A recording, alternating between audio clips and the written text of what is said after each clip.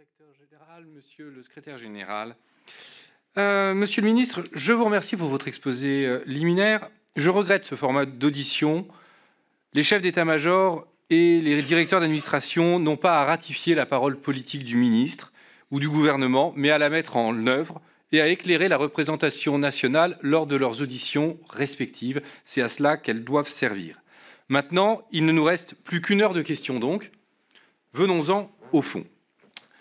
On remarque tout d'abord dans le budget que vous avez présenté que la marche à 3 milliards n'est pas réellement respectée à plusieurs titres. En premier lieu, vous amputez l'augmentation prévue de 357 millions pour financer la revalorisation de l'indice de la fonction publique. Cette somme aurait dû au contraire s'y ajouter et non pas s'en déduire. Ensuite, les conséquences de la guerre en Ukraine.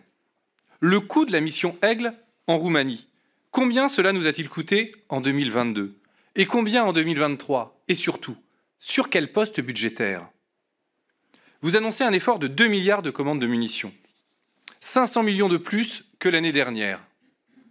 Toutes ces dépenses non prévues dans la LPM amputent les 3 milliards.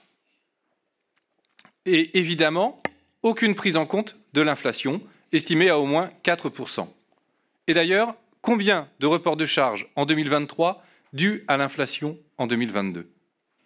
C'est d'ailleurs sur un exemple particulier de surcoût que je vais vous interroger plus précisément.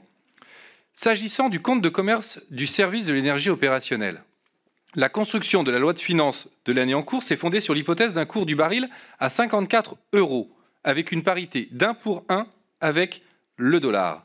Or, le cours moyen du Brent entre janvier et août de cette année s'est élevé à 96,77 €, soit une augmentation de plus de 77% par rapport à l'hypothèse de construction. À cela s'ajoute une hausse des coûts de raffinerie et de transport et une chute de la parité euro-dollar. Dès janvier 2022, soit avant le conflit en Ukraine, le cours était déjà à 75,58 € et il s'élevait à 82,83 € en février.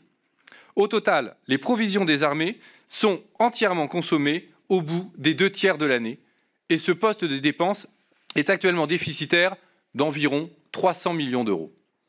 Le même phénomène d'insincérité budgétaire devrait se reproduire en 2023, compte tenu des hypothèses de construction budgétaire fondées sur un baril à 63,3 €. Monsieur le ministre, comment expliquez-vous ce manque d'anticipation, voire ce manque de sincérité budgétaire ? Comment comptez-vous régulariser la situation d'ici à la fin de l'année ? Comptez-vous le faire en loi de finances rectificative en décembre ou en obtenant un dégel de la réserve de précaution ?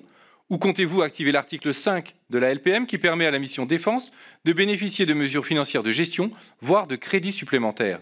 Enfin, pourquoi ne pas réajuster dès à présent la situation pour 2023 en partant d'une hypothèse de construction crédible ?